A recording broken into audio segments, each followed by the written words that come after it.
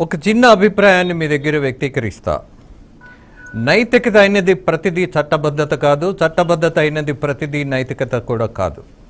Provision ఉంది కదా అని చెప్పేసి మనం ఎవరికి పడితే వాళ్ళకి ప్రజాప్రతినిధులుగా ఎన్నికలలో అవకాశం ఇవ్వటం పార్టీలు. How far it is reasonable అనే దాని మీద I have a small doubt.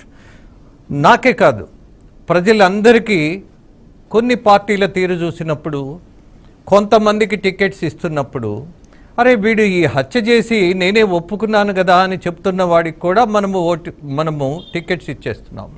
ఒక ఎమ్మెల్సీ అనంతబాబును గుర్తు చేసుకుంటే అతనే చెప్పాడు నేను చంపేశానని, ఎమ్మెల్సీగా కంటిన్యూ అవుతున్నాడు.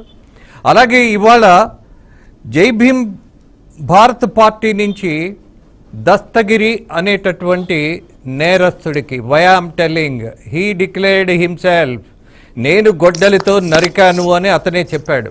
సిగ్గులేని మీడియా, బాధ్యత లేని మీడియా. దస్తగిరి గారు, మీరు కొంచెం ఇంటర్వ్యూ ఇస్తారా? మీరు గొడ్డలిని రైట్ సైడ్ నుంచి లేదా లెఫ్ట్ సైడ్ నుంచి ఉపయోగించారా? నేరుగా కొట్టారా? కొట్టినప్పుడు రక్తం చిందిందా? Is it the journalism? సిగ్గైదా? జర్నలిజానికి సిగ్గు తెచ్చేటటువంటి పరిస్థితిలో ఇవాళ మీడియా బతికేస్తోంది. అలాగే నాయకులు, పార్టీలు కూడా అదే పని చేస్తున్నారు అన్నటువంటి నా ఆవేదన మీరు అర్థం చేసుకొని ఉండొచ్చు. బజు గారు.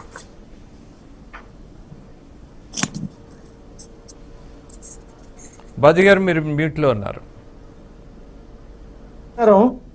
రాజేంద్ర గారు నమస్కారం. నమస్తే అండి. నాకు కొంచెం సమయం కూడా ఇవ్వండి సార్, ఎందుకంటే పెద్దలు మన శ్రీనివాస్ గారు మాట్లాడిన దాని మీదను ప్లస్ దీనికి షూర్ మన శ్రావణ్ గారి దానికి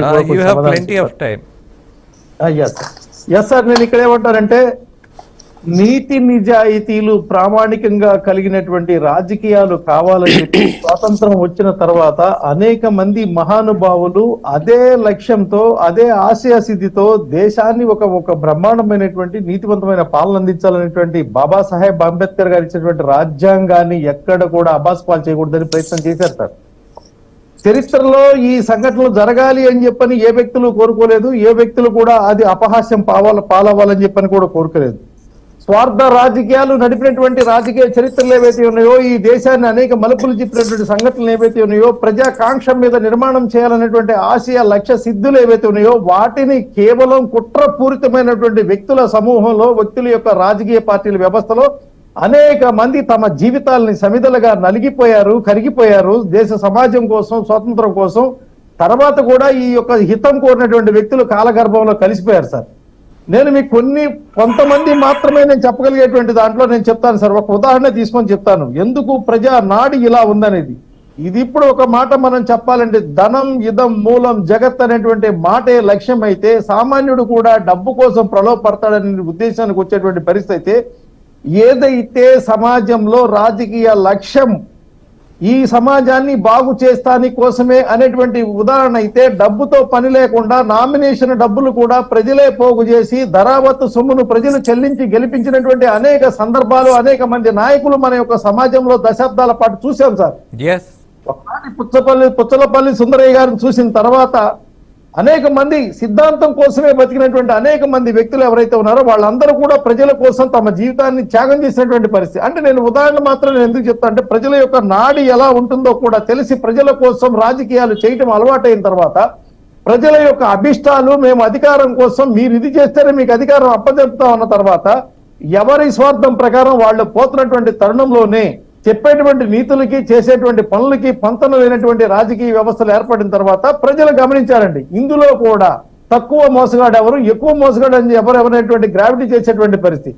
ఒక మాట అడిగితే మనకి తెలుసండి, ఒక సామాన్యమైనటువంటి టీచర్ కుమారుడైనటువంటి ఏదో రాములీలా పార్కులో పడుకున్నటువంటి కవితలు చెప్పుకున్నటువంటి ఒక మాస్టర్ గారి అబ్బాయి ఎవరైతే ఉన్నారో, అటువంటి అటల్ బిహారీ వాజ్పేయి మరి ఈ దేశాన్ని పరిపాలించాడు. ఏ రాజకీయమైనటువంటి ఎక్కడా లేనటువంటి స్వార్థమైనటువంటి, లేకపోతే ధనంతో సంబంధం లేకుండా వచ్చినటువంటి పరిస్థితి. ఒక ఛాయ్ వాలా కొడుకు ఈ దేశాన్ని ప్రధానమంత్రి చేశాడు. మన భారత రాజ్యాంగంలో ఉన్నటువంటి గొప్పతనం ఇది, బాబాసాహెబ్ అంబేద్కర్ గారు ప్రసాదించినటువంటి విధానం.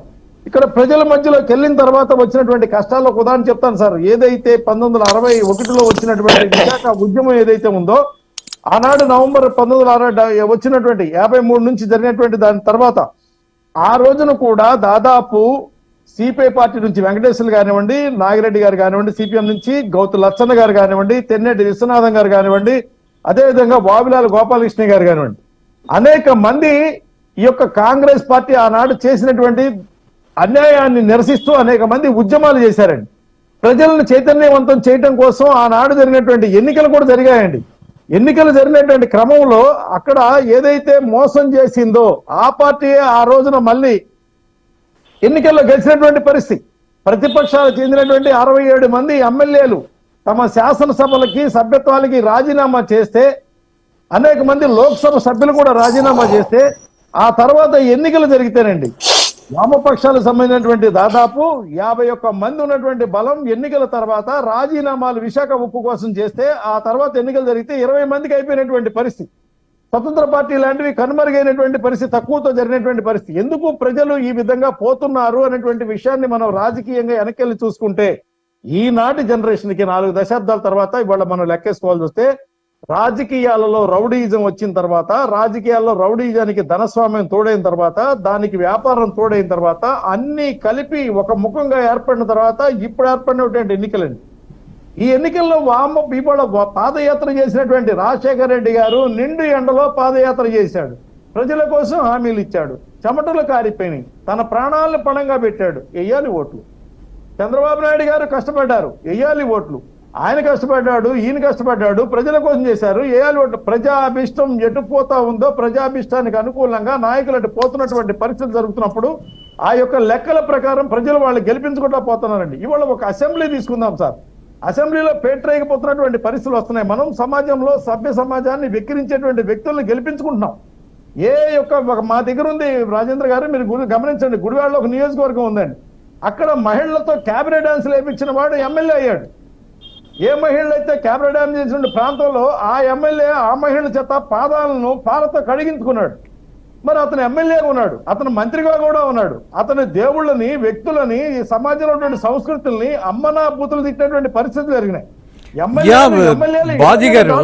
బాజీ గారు, నేను అడుగుతున్నది ఇదే, ఎందుకు దొంగలు, ఆర్థిక నేరస్తులు, హత్యలు చేసేవాళ్ళు రాజకీయాల్లో ఇంత ప్రధానమైనటువంటి పొజిషన్స్కి ఎలా రాగలుగుతున్నారు ఈ దేశం మొత్తం మీద అన్నటువంటి ప్రధాన విషయం మాట్లాడమంటున్నా. అందుకే నేను కన్క్లూజన్ చెప్తాను. ఒకనాడు ఉన్నటువంటి పోరాట పటిమ ఈనాడు పోరాడితే వచ్చేది ఏమీ లేదని ప్రజలు అనుకున్నారు. కాబట్టి సాధారణమైనటువంటి జరుగుతున్నటువంటి సామాజిక పరిస్థితుల్లో రాజీ పడటమే ఉపయోగం లేనటువంటి స్థితికి, రాజీ పడటమే బెటర్ అనేటువంటి స్థితిలోకి వచ్చినటువంటి పరిస్థితిలో, ఇందాక మీరు అన్నారు భారతీయ జనతా పార్టీకి, వారు శ్రావణ్ గారు చెప్తే ఈ రాష్ట్రానికి అన్యాయం చేసినటువంటి పార్టీ కలిసి వెళ్తున్నటువంటి పరిస్థితి అనేది మనం అనేక రకాలుగా చెప్తా ఉన్నాం. అన్యాయం అంటే ఏమిటి? ప్రజలని ఏదన్నా పీడించి, లేకపోతే ఏదన్నా ప్రజలకి ప్రాణ నష్టం కలిగించి, లేదా ప్రజలకి ఏదైనా సరే వాళ్ళకి సంబంధించినటువంటి ఆర్థికమైనటువంటి పరిస్థితులను నలగదీసి చేస్తే ఈ రాష్ట్రంలో అనేటువంటి భారతీయ జనతా పార్టీని ఆంధ్రప్రదేశ్ రాష్ట్రంలో ప్రజలు ఆశీర్వదించలేదు, ఓట్లు వేయలేదు, గెలిపించలేదు, సీట్లు ఇవ్వలేదు, వాళ్ళ అధికారం సాధించలేదు. కానీ కేంద్రంలో ఉన్నటువంటి పార్టీ మాకెందుకు చేయలేదు, మాకెందుకు చేయదనేటువంటి డిమాండ్తో పోతూ ఇక్కడ ఉన్నటువంటి పార్టీలు ఏవైతే ఉన్నాయో తెచ్చుకుంటున్నటువంటి వేలాది కోట్ల రూపాయలు వాళ్ళ జగన్మోహన్ రెడ్డి గారు ఈ రాష్ట్రానికి నాకు లోటు లేకుండా డబ్బులు ఇచ్చాడని సాక్షాత్ అతనే చెప్పేటువంటి మనిషి వస్తే, అరే మీరు ఇచ్చుకుంటారా, మీకు రాజీ ఉందనేటువంటి పరిస్థితి మాట్లాడుతూ ఉంటే, వ్యక్తికి నాణానికి ఒకవైపు బొమ్మ, ఒకవైపు బొరుసు ఉంటే ఈ బొరుసుని బొమ్మని కలిపి మాట్లాడేటువంటి తరుణం ఇదే నేను అడుగుతానండి. ఒక రాజకీయాల్లో సీనియర్ రాజకీయ నాయకుడు, సమాజానికి ఒక మార్గదర్శిగా ఉన్నటువంటి వ్యక్తి, ఈ రాజకీయాల్లో ఒక దాదాపు 4 దశాబ్దాల పాటు సమాజంలో ఉన్నటువంటి వ్యక్తి, ఒక ముస్లిం యువతని పెళ్లి చేసుకొని వాళ్ళకి సంతానాన్ని కూడా కని సమాజంలో ముస్లిం వర్గాలతో కూడా కలిసి ఉన్నటువంటి వ్యక్తి, వివేకానంద రెడ్డి అనేటువంటి వ్యక్తిని కేవలం డబ్బు తీసుకొని హత్య చేసినటువంటి దస్తగిరికి టికెట్ ఎలా ఇవ్వగలిగారు శ్రావణ్ గారు? సమాజ సేవ కూడా. ఇక్కడ ఒక విషయం, మనము జరిగినటువంటి సంఘటనలను ఉదహరిస్తూ పోతే నా బేసిక్ పాయింట్ని మిస్ అవుతామేమో అన్నటువంటి ఒక సందేహం నాకు. నేను మన శ్రవణ్ గారి విషయాన్ని కూడా ప్రస్తావించా. ఎలా మీ కొన్ని వాల్యూస్ పాటిస్తూ, అలాగే ఒక తిరుగులేని పోరాటం చేసినటువంటి ఒక న్యాయమూర్తిగా, ఇవాళ ప్రజల్లో గుర్తింపు ఉన్నటువంటి నాయకుడిగా, ఒక పార్టీ పెట్టినటువంటి ఒక బాధ్యత కలిగినటువంటి వ్యక్తిగా, బహుజనులందరికీ నేను మిమ్మల్ని ఒక్క ఎస్సీ ఎస్టీలకే పరిమితం చేయలేను శ్రవణ్ గారు. ఈ బాధితులు బీసీలు, ఎస్టీలు, మైనారిటీలు ఎవరైతే ఉన్నారో వాళ్ళందరినీ కలుపుకొని వెళ్ళే మీ ప్రయత్నాన్ని నేను ప్రోత్సహిస్తూ, at the same time my question is that Dastagiri లాంటి వాళ్ళకి టికెట్ ఇచ్చినటువంటి నేపథ్యం ఏంటి? ఒక మాట రాజేంద్ర గారు, ఒకే ఒక్క నిమిషంలో నేను సమాధానం యా ప్లీజ్.